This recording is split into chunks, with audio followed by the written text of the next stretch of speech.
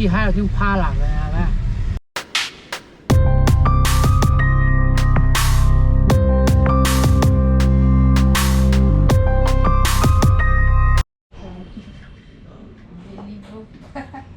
đâu.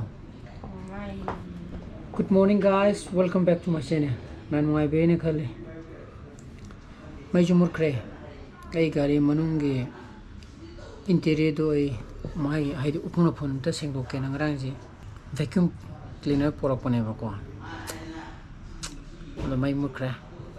aje pung ni pa minute tram sa sang re thabak mu sana ga ta ba to thabak se te kan da ha ta to ho ke na to bane ado cha nu thak na ba phone ni ngai da mai mu kre lo pe ka hai do po loi kre ji chanu pal la homework to bo ho ra mano mo da pung 28 hours live पाने है गला यार नतरा मां game क्या साना रोय phone दी तुम met कनी iPad तुम met कनी दिया है चमा माय फोन तुम तो कोर्स ला अदन वीडियो एडिटिंग हाक तो थोगी के को असी हफ्ता जी थबा हम चले दोन चकीब थबा कम कांद हलकनी हाइब ngam देबा को थेंगना हलक को जोगे गलेट्रो अबुंग अबागी ये पतुम तो पोरा दे अदुने लोने मो हायो गदमे ना तुम चली कांदा ना एडिटिंग हम तत लोशलोगे सी बैटरी ऑन 72 खत्म यावले मैंने थैंक यू ला तो ला ओय तुम बीसीटी सही केसरी की सी तो किसी कने थाया दा कॉपीराइट ला देना सोजुम सलाम दे yang kena harga demo mo copyright strike lakna ba ha pasogi ponjagra ba chene dida nang kai to na sakti kenja kare tijani good with the juju ga with the monkey yung bender मैं जो लाग रहे वो अपन तसल है को editing जो लोई दे तखाम वाली वीडियो एडिट तो वो लो रहे ब्लॉग अरे क्या हुआ अदो नहीं नगरांग की ब्लॉग तो क्या तो लाइट थे रिजोल्यूशन से मोड़ रहे नगरांग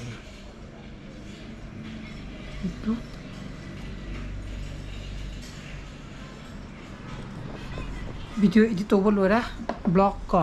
और तो मई जब वो तुम लागते ले रहे कम खाना लागते ना खंग रहे अपन मिंट्रा नाम से संगरे तो यूट्यूब तो लुट हो गया तो वैसा ही सारा का थबक चट पे यार है स्नोक जो हमका ना इधर है तो नोंग ना इधर है मई ने का लागता वो मछली थी लागता तो वो मान रहे बको ताब रखने में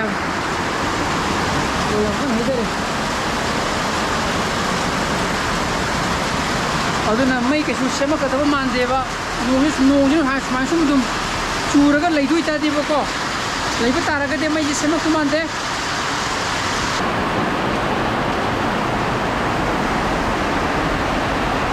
एता फजगे याम फजना चूरेने नोंग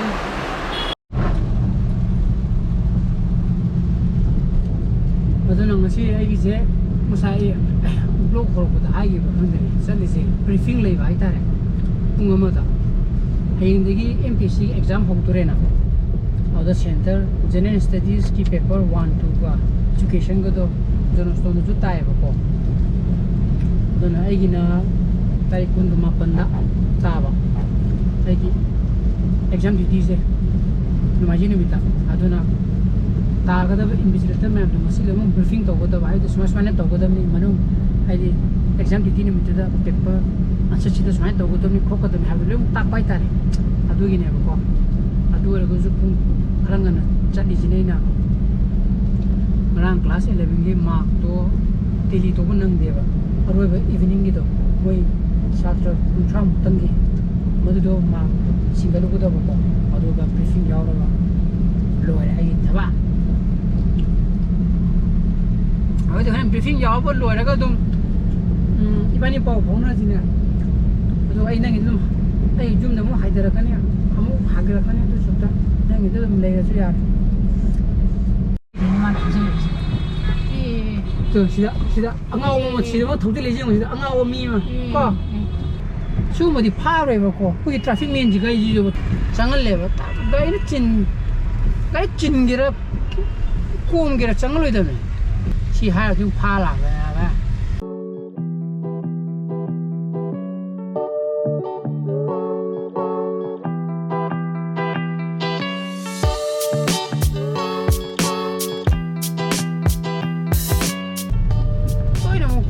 loira solo kaje sigi fly over book to sigi moto na to idni ko for hol me amana ko koi titim line de phanan mere ke na koi mamang du ta for hol le lam do ji for hol le re shu mo je ka mate ka semjan bi re de ena soksan ji ngai de ko adu ta ti paisa ti am na sang oi de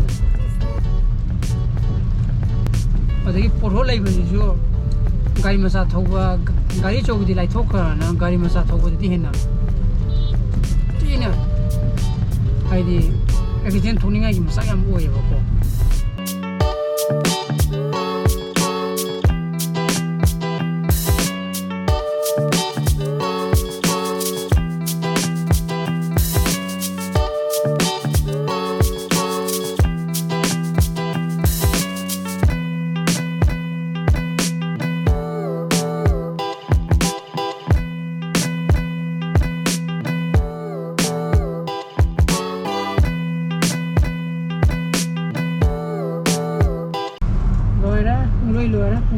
nasa kreko briefing to bolo era MPC exam go era hana jumu exam do mu kecher ga jumu to thokre ri examination to ni pre sectional thina bo ko ri new combine to go de ga bito madu gi wa ta changoro to gari khamam je to go pharka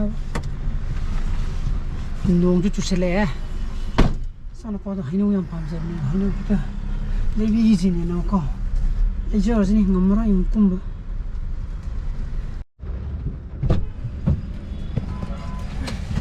Tera ba? Kya gina? Sama ko. Keji de na taba? Keji da sanan thai. Aw da mari chali ra ba? Nuk sa su sai nong su sui hwai. Aw da ni. Si uchi no ya mai na da. Không da da. Uchi no na bandar no na gamen ta ba san de. Amta lake koi ju amta lake maning halake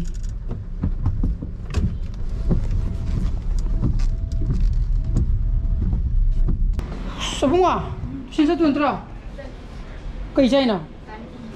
ko nang ha pai ge hara Nang hor ga. oh video upload to ge to bring da mai Thong ki hang do ka na hai ba na chui sa nang go. mai kam koi ge la ba Thong ki hang do ka na hai ba ani ga. oi da da to mana tho ha do ko nai ji ko idi surok me ani na upun am sang mane ba khang ba upun am sang mane ba adu ne hai ji oh yare la na mai khai ta gre pa khai nang do ga upload to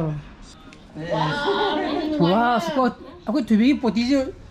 ai wai ta ra si di ndang dai to na ba pa su wai je ge am tin je ge nga thabi ge yawi si dia Aku tubi kungo ko lok thokare mati phaing de bi jaba asro si khumjane abra ya nang iri madu phaya tubi lam jabade masi pu char ya ni amu terum khai ta sale ngasai di sa tha mathang de video upload to bane internet se thimu khusa chat lei ni magi speed se amuna mu yingje 18 minute amu wale mu haire adagi mu 1 hour 2 hour kan chong thoro kine ba asai de to ni ba ko ade fu ni pan nang tra khang de wai si ngai nga ti hipur tu mo la poi Ndang yor ko bu kana chapra hai je do. sila ni thubi Mane, ha nang udobida. ka le chali ba Hanoriba. game thani ba ayu de bi si une mai acting je abung ta mi jo ba thubi na akoi u de bi nan game thani he ju ro bo Tu smai sa ni sai sa da bro na. madan sana bo thubi Doi sa ni ba. ha nangi poti do sanga gra ba Ha, nangi poti do nana sanga gra ba ba hayin ti popo to gra ba nangi poti do an ano bo ju da tawdiya mo tawino ha puti ka tuiba ha kaya lalle mira ba mo tawino nganda nang mo tiga mo pahin da nang mo puti han bale puti ga ha Thamjan gra. Kaya po. Kaya eh.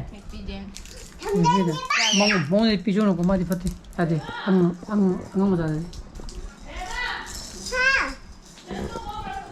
Maya may ngasi vlog di mata introduction jara ka vlog pa mo thogadi.